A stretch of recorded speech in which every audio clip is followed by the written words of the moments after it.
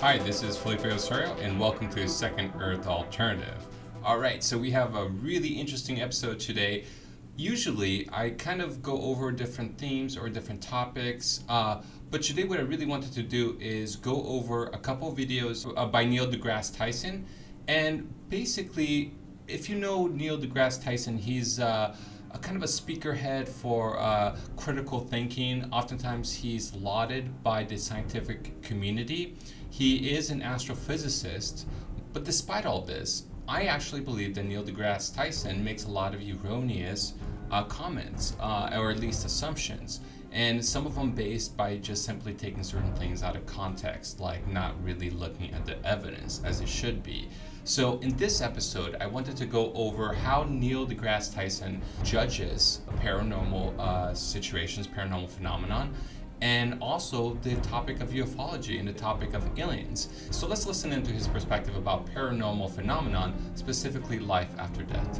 So part of this issue is, what does it mean to be dead?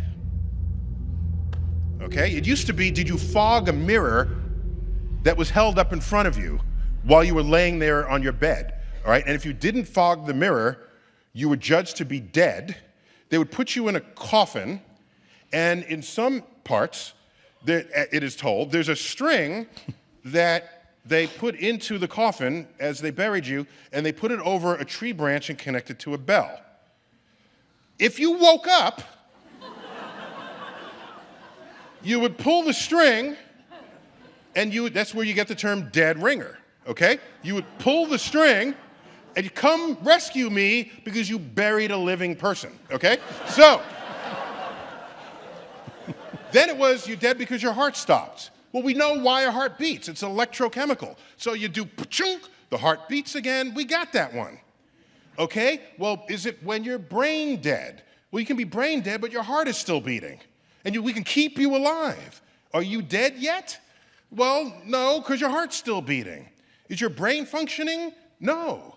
Okay, I can tell you this, that if you're dead long enough so that your brain is deprived oxygen, and then we bring you back, you're not talking about seeing any lights because you're brain dead, okay?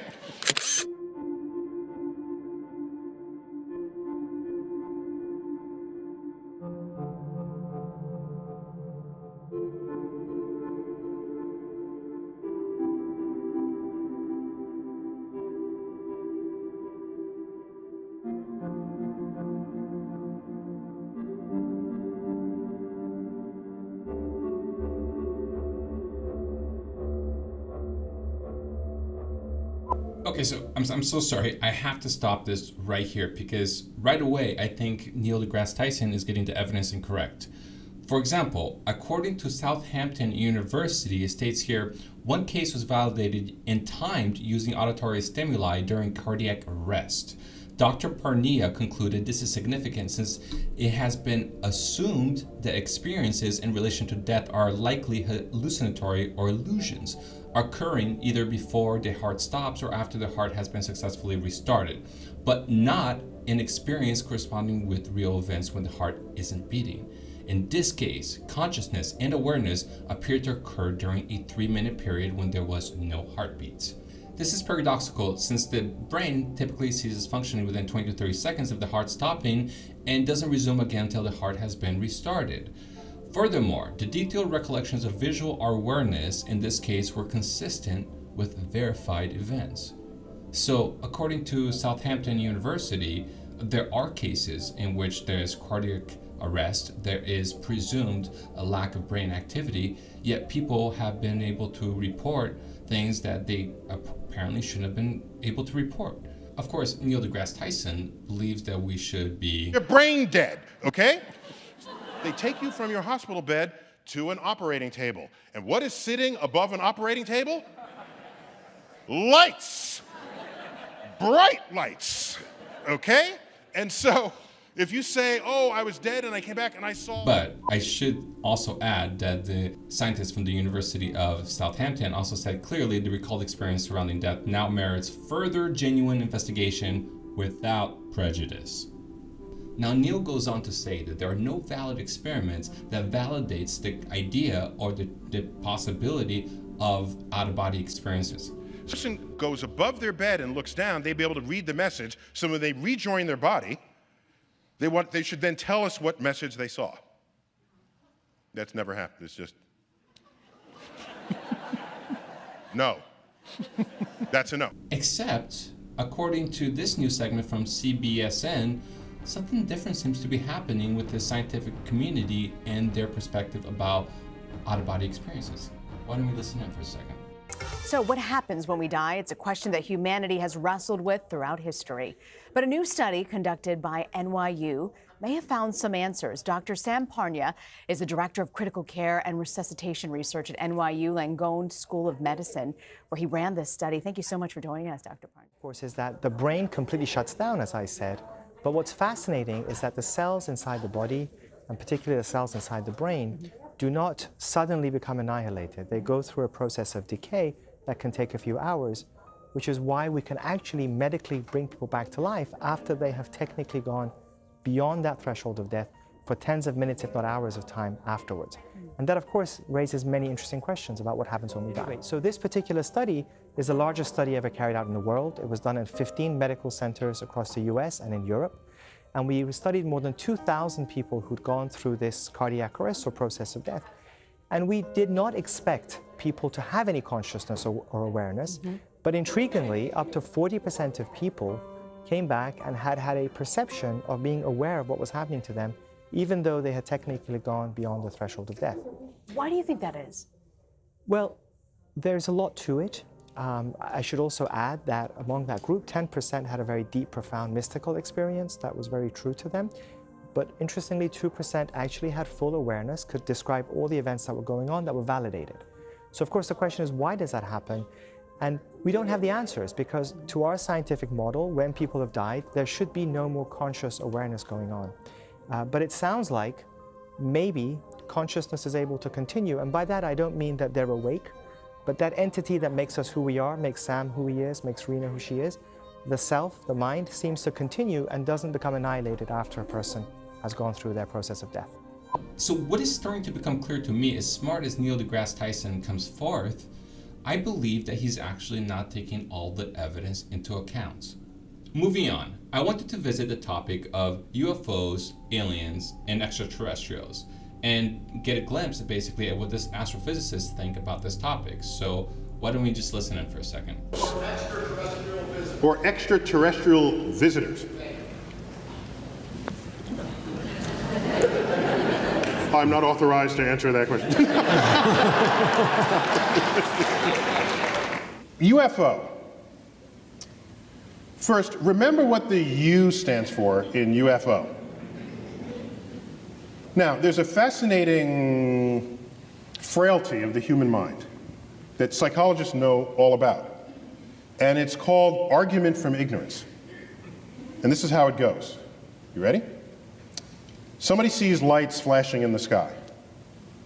They've never seen it before. They don't understand what it is. They say, a UFO. The U stands for unidentified.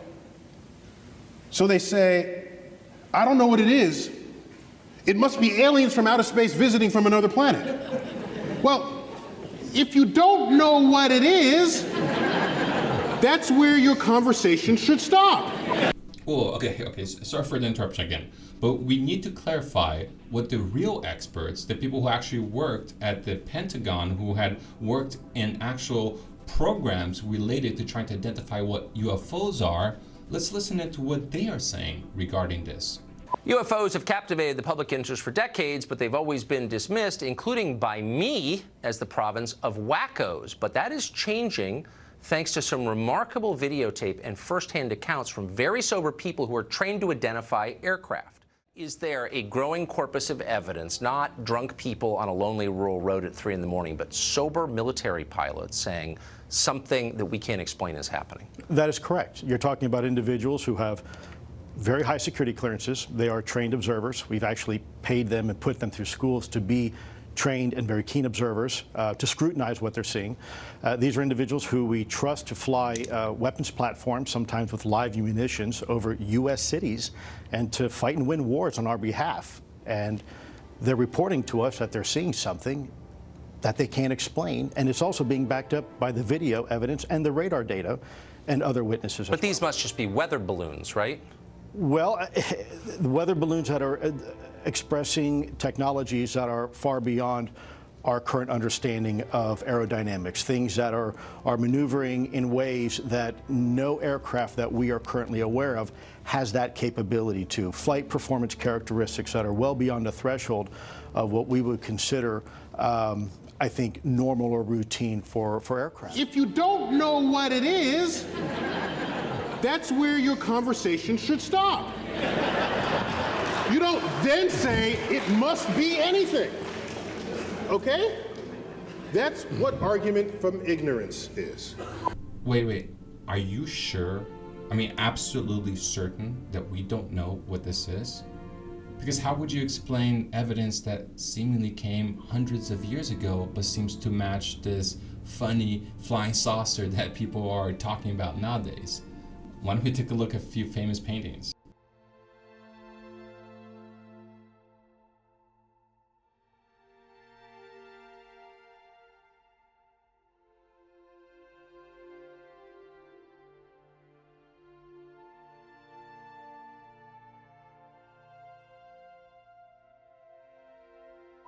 Okay, now here is where I started really having an issue and where I thought that Neil deGrasse Tyson was kind of being erroneous with his statement.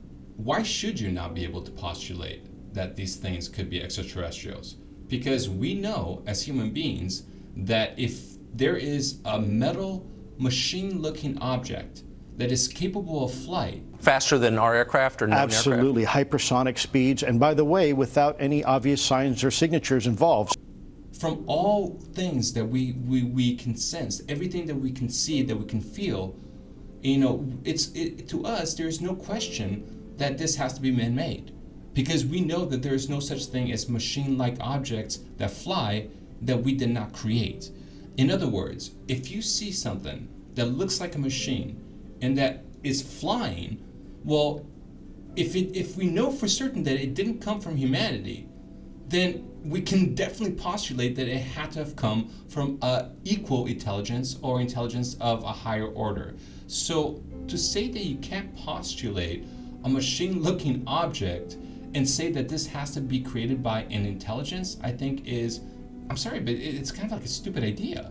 I mean, think about it. An atom, right? An atom was known to exist before we could ever physically see it, because scientists, through different mathematical inferences, were able to say, yo, the probability is that an atom has to exist.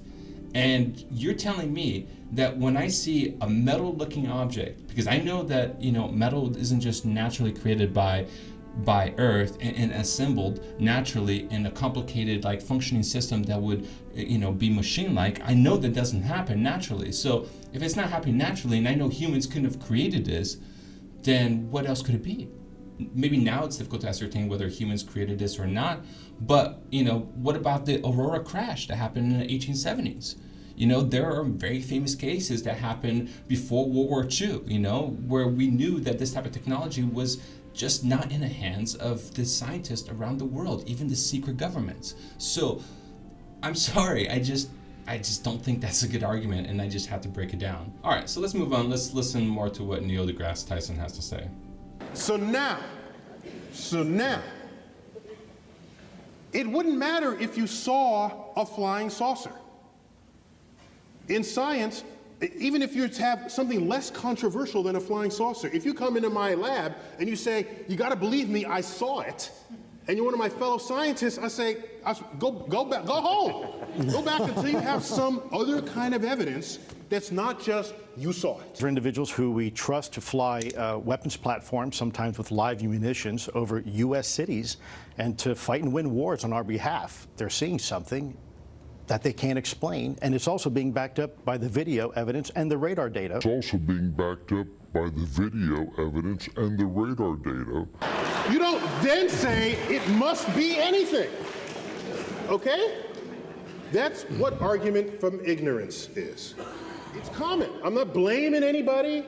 Psychologists know all about it, and it may relate to our burning need to have to know stuff because we're uncomfortable, steeped in ignorance. You can't be a scientist if you're uncomfortable with ignorance, because we live at the boundary between what is known and unknown in the universe. So, once again, I would argue that the only certainty that we actually do have regarding this phenomenon is the fact that the government has been lying to us. So if we know for certain that the government has been lying to us because, for example, just a few months ago, the New York Times published that UFOs are real and that there's a secret Pentagon program, so that is a fact. And so if we know that the government has lied to us, don't you think it's counterproductive to trying for the pursuit of truth, to just stay in this unknown? Oh, you know what? We don't know for certain, so let me just keep my brain in this unknown while I know that I'm being lied to. How is that productive to the pursuit of truth? I mean, isn't that what you're after, Mr. deGrasse Tyson? Aren't you after the pursuit of truth? So are we? You know, thus the need for this video. I just demonstrated a negative sufficient enough for me to no longer pose that question and go on to another problem. But if you are so distracted that it's not a formal proof of a negative, then you could just keep sitting there wondering while the rest of us decode the nature of the universe.